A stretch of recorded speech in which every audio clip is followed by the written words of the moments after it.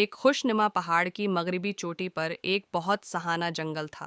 वहां एक छोटी सी कोई 2-3 साल की गिलहरी रहा करती थी। एक दिन वो अपने दिल में उस तरह बातें करने लगी, क्या मुझे एक ही दरख्त के ऊपर तले गौदने और बलूत और उखरूट जमा करने और एक ही गार में रोज पड़कर सौ जाने के सिवा और कुछ काम नहीं? मैं उस जंगल के बहुत से परिंदों को देखती हूँ कि वो सर्दियों के शुरू में अपने अपने घोंसलों से मुल्कों की सीर को रवाना हो जाते हैं और मुल्कों में बाहर का मौसम गुजारते हैं और खूब लुत्फ हासिल करते हैं। अभी कल ही भी हमसाई कोयल बयान करती थी कि मैं जल्द ही सैर के वास्ते निकलने वाली हूँ। बी बलबल भी 2-4 दिन में रवाना हो जाने वाली हैं। बस एक मैं ही इस तमाम जंगल में ऐसी सिस्त हूँ कि एक दरख्त पर गोदने, खाने और सो रहने के सिवा और कुछ नहीं करती।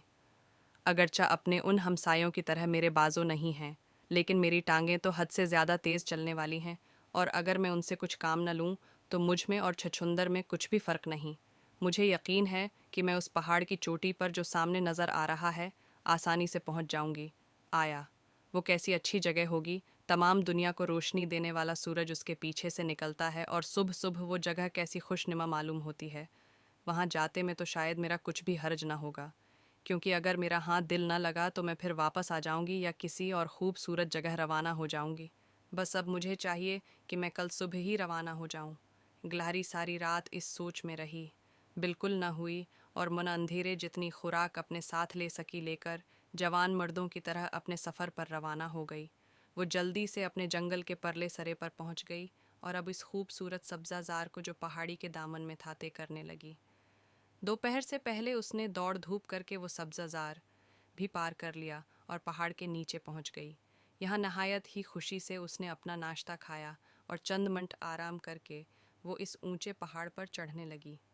अगरचा पहाड़ी की ढलवान चट्टानों पर चढ़ना मुश्किल था, लेकिन चूंकि गलहरी को दरख्तों पर चढ़ने की आदत थी, इसलिए वो जल्दी जल्दी कदम बढ़ा गई।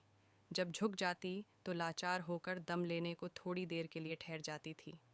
तीसरे पहर को वो पहाड़ी पर पहुंच गई और यहाँ अपना दोपहर का खाना खाने के लिए बैठ गई। अब उसने पीछे मुड़कर देखा तो पिछला सब्ज़ाज़ार जहाँ से वो गुजर चुकी थी उसको बहुत खूबसूरत नज़र आया, जिसे देखकर वो बहुत खुश हुई। वो जंगल जिसमें वो पहले रहा करती थी अब बहुत दूर दिखाई दे रहा था और अब वो अपनी पहली रहने की जगह को बहुत नफ़रत से देख रही थी। जब उसने आगे की तरफ देखा तो एक और खुशनुमा मकाम नज़र आया, मगर जितनी दूर वो सफ़र करके पहुंच चुकी थी इतनी ही दूर ये मकाम था। इसकी दूरी से उसकी हिम्मत टूट गई।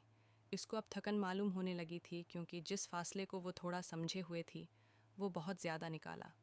खैर, थोड़ी देर आराम करने के बाद वो फिर अपने सफ़र पर रवाना हुई। आगे ज़मीन बहुत ऊंची नीची थी, इससे उसको बहुत तकलीफ़ हुई। दूसरे शाम हो जाने के सबब से ये थी गिलहरी सर्दी के हाथों बहुत तंग हुई और थोड़ा सा सफ़र करके बिल्कुल थक गई। फिर बहुत गौर से सोचने लगी कि आगे चलने का इरादा छोड़ देना चाहिए और रास्ते से पहले पहले फिर अपने घर को वापस हो जाना चाहिए।